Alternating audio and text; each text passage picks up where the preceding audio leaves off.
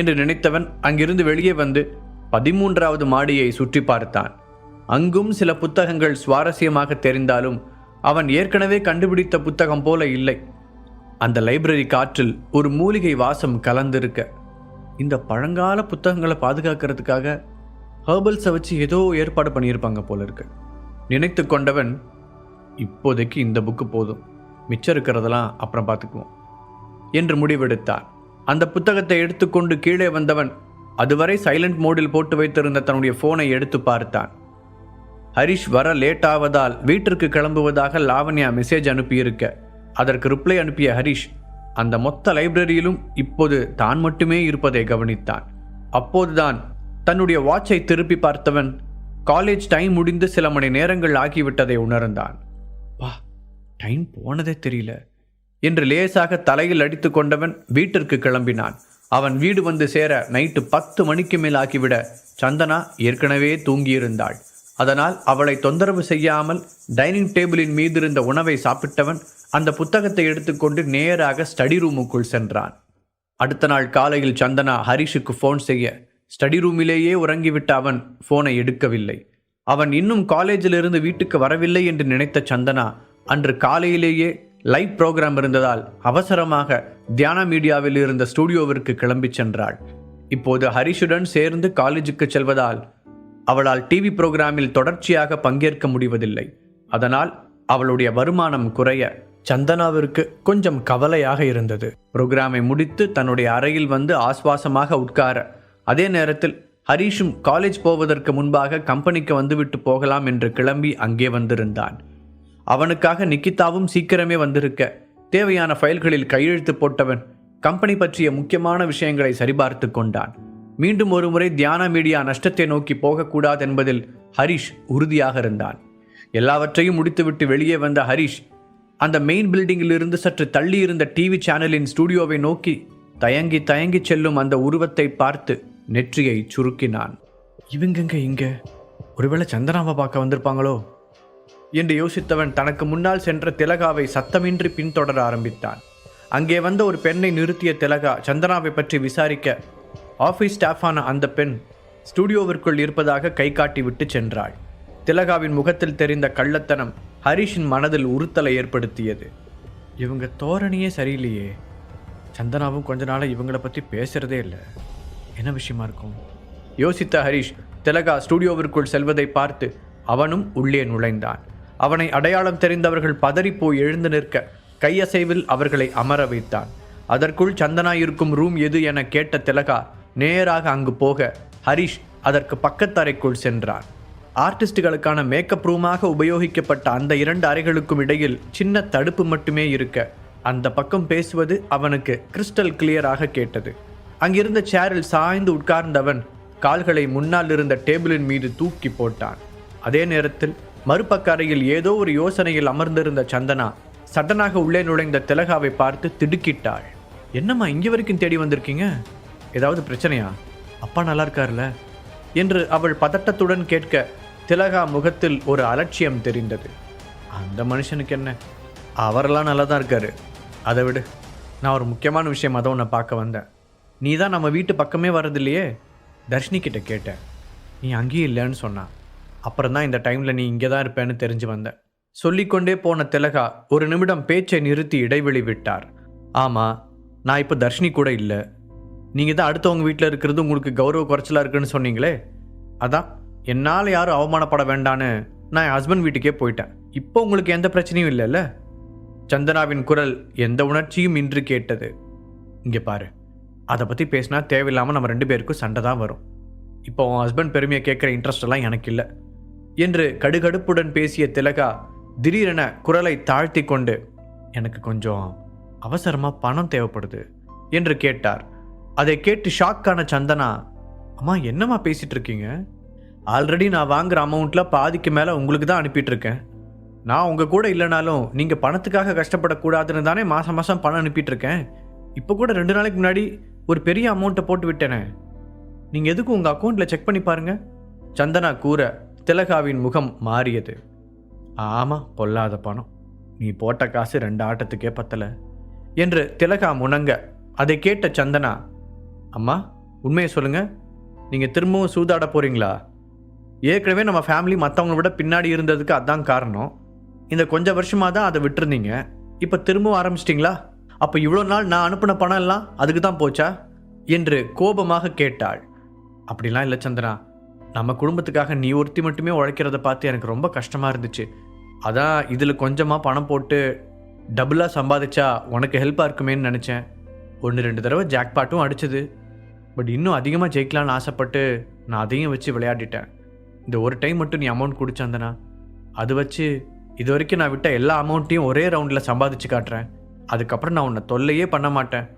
திலகா சந்தனாவின் மனதை கரைப்பது போல பேச அதை கேட்டுக்கொண்டிருந்த சந்தனா, ஹரிஷ் 2 பேருக்குமே எரிச்சல் தான் வந்தது. அம்மா கொஞ்சம் நிறுத்துறீங்களா? என்னை பார்த்தா உங்களுக்கு எப்படி தெரியுது? இன்னும் வாயில் விரல் வச்சா கடிக்க தெரியாத பச்சை குழந்தை நினச்சிங்களா? காலேஜ் படித்து முடித்து வேலைக்குன்னு போக ஆரம்பித்ததுலேருந்து நான் சம்பாதிச்சது எல்லாத்தையும் உங்ககிட்ட தான் கொடுத்தேன். சொந்தமாக நடத்துகிற கம்பெனியிலேருந்து வந்த லாபத்தையும் உங்ககிட்ட தான் கொடுத்தேன். கடைசியில் என் கம்பெனி நஷ்டத்தில் ஓடும்போது உங்களால் ஒரு பைசா கூட ஹெல்ப் பண்ண முடியல. நான் கொடுத்த பணமெல்லாம் எங்கே போச்சுன்னு கூட தெரியல. இப்போ கம்பெனியையும் வந்த வேலைக்கு விற்றுட்டு என்ன பண்ணுறதுன்னு தெரியாமல் நான் தவிச்சுக்கிட்டு இருந்தப்போ அதிர்ஷ்டவசமாக இந்த வேலை கிடச்சிது. நானே எதிர்பார்க்காத அளவுக்கு சேலரியும் கொடுக்குறாங்க. அதுலேயும் பாதிக்கு மேலே நான் உங்களுக்கு தான் கொடுக்குறேன். இதுக்கு மேலேயும் நீங்கள் சூதாடுறதுக்காக என்கிட்ட வந்து காசு கேட்டிங்கன்னா நான் என்ன பதில் சொல்கிறதுன்னு நீங்களே சொல்லுங்கள். நீங்கள் என்னை பெற்றவங்க அப்படிங்கிற நன்றி உணர்ச்சி எனக்கு நிறையவே இருக்குது. இப்போ வரைக்கும் எனக்கு என்ன மன கஷ்டம் வந்தாலும் முடிஞ்ச வரைக்கும் உங்களை நல்லபடியாக பார்த்துக்க தான் நினைக்கிறேன். அதுக்காக நீங்கள் கேட்குறது ரொம்ப அதிகமா என்று சந்தனா குரல் உடைந்து பேச மறுபக்கம் கேட்டுக்கொண்டிருந்த ஹரிஷுக்கு அவளை கட்டி அணைத்து ஆறுதல் சொல்ல வேண்டும் போல இருந்தது.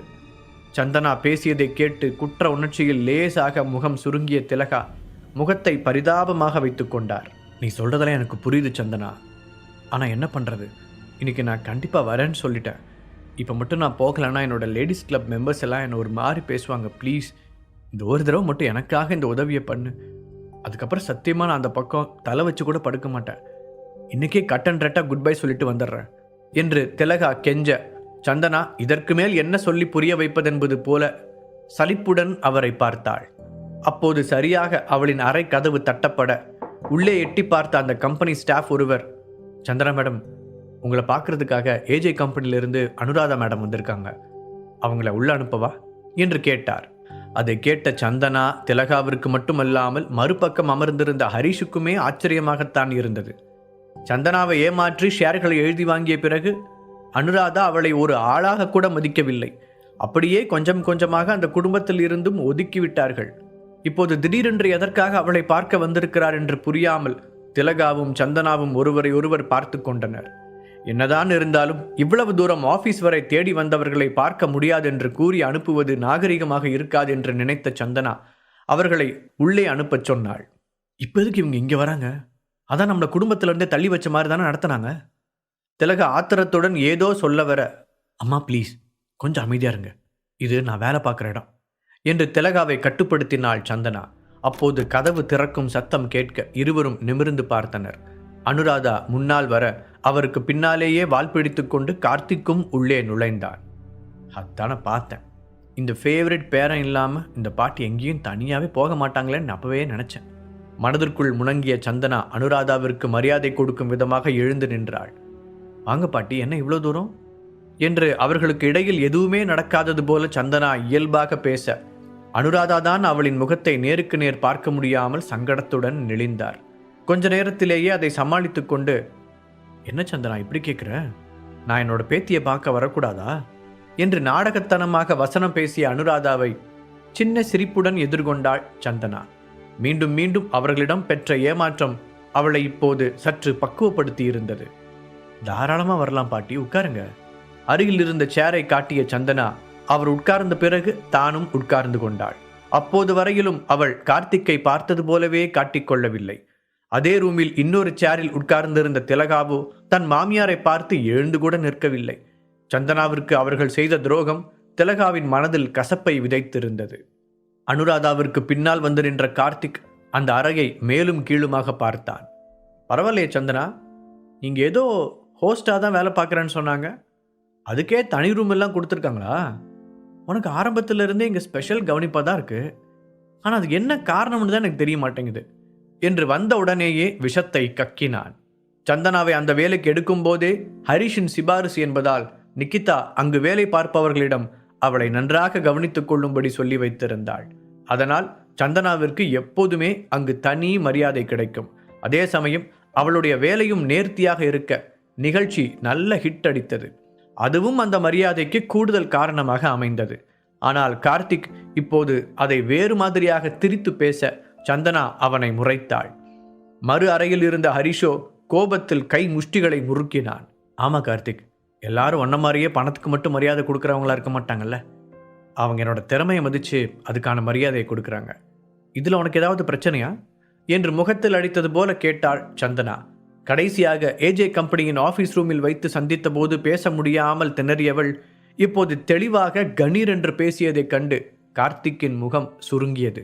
அதே நேரம் சந்தனா பேசியதை கேட்டுக்கொண்டிருந்த ஹரிஷின் முகம் மலர்ந்தது. கார்த்திக், கொஞ்சம் அமைதியாரு. சந்தனா இன்னைக்கு இந்த இடத்துக்கு வந்திருக்கானா அது அவளோட டேலண்ட்னால தான். நாம் தேவையில்லாமல் அதை பற்றியெல்லாம் கமெண்ட் பண்ணக்கூடாது என்று தனக்கு ஆதரவாக பேசிய அனுராதாவை 8வது அதிசயம் போல பார்த்தாள் சந்தனா. அனுராதா தன் வாழ்நாளில் கார்த்திக்கை எதிர்த்து சந்தனாவிற்கு ஆதரவாக பேசுவது இதுதான் முதல் முறை. சரி பாட்டி, ஏதாவது குடிக்கிறீங்களா? நான் வேணா ஜூஸ் வாங்கிட்டு வர சொல்கிறேன். சந்தனா கூற அதை மறுத்த அனுராதாவும் கார்த்திக்கும் ஒருவர் முகத்தை ஒருவர் பார்த்து கொண்டனர். அவர்கள் வந்த விஷயத்தை பற்றி எப்படி பேச்சை தொடங்குவதென்று தெரியாமல் தடுமாறினார்கள். சந்தனாவிடமிருந்து ஷேர்ஸை எழுதி வாங்கிய பிறகு கார்த்திக் தான் அவர்களின் பிசினஸ்களை முன்னால் நின்று நடத்தினான். ஆனால் அவர்களின் தொழில் எல்லாமே வரிசையாக ஒன்றன் பின் ஒன்றாக சரிவை சந்தித்தது. இன்னொரு பக்கம் கார்த்திக்கின் சில அவசர முடிவுகளால் பெரிய அளவில் நஷ்டமும் ஏற்பட்டது. ஏற்கனவே ஒரு முறை இதே போலத்தான் கிட்டத்தட்ட இழுத்து மூடும் அளவிற்கு சென்று கடைசி நேரத்தில் ராகவ் கை கொடுத்ததால் தப்பி பிழைத்தார்கள். இன்னும் சில நாட்கள் இதே நிலைமை நீடித்தால் இந்த முறை அந்த கடவுளே இறங்கி வந்தாலும் அவர்களை காப்பாற்ற முடியாது. அந்த அளவிற்கு அவர்களுடைய நிதி நிலைமை மோசமாக சென்று கொண்டிருந்தது. அது புரிந்தவுடன் அனுராதா பாட்டியும் தன்னால் முடிந்தவரை உதவி கேட்டு சிட்டியில் இருந்த முக்கியமான பெரிய மனிதர்கள் எல்லோரையும் சந்தித்து விட்டார். சிலர் பணிவாக மறுத்துவிட்டனர், இன்னும் சிலர் அவரை உதாசீனப்படுத்தினார்கள். அனுராதா உயரத்தில் இருந்தபோது அவர்களை எல்லாம் கண்டுகொள்ளாமல் இருந்ததை குத்தி காண்பித்து பேசினார்கள். அடுத்து என்ன செய்வதென்று தெரியாமல் அனுராதா தலையில் கை வைத்து உட்கார்ந்த போதுதான் கார்த்திக் ஒரு செய்தியோடு வந்தான். சந்தனா இப்போது டிவி ஸ்டார் ஆகிவிட்டதால் அவளிடம் பணப்புழக்கம் அதிகமாக இருக்கும். அவள் உதவி செய்தால் அவர்களுடைய பிரச்சனை தீர்ந்துவிடும் என்றான். சந்தனாவிற்கு செய்த துரோகத்தை மறந்துவிட்டு அவன் வெட்கமே இல்லாமல் இதை கூற